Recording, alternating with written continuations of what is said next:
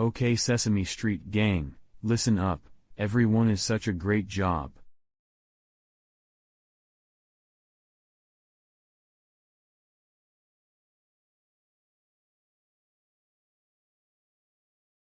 Except for Huxley.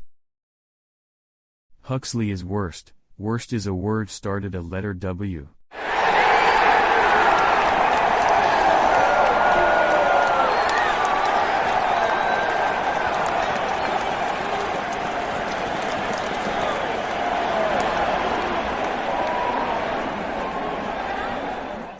Huxley is now a idiot. Idiot is a word starts with the letter I.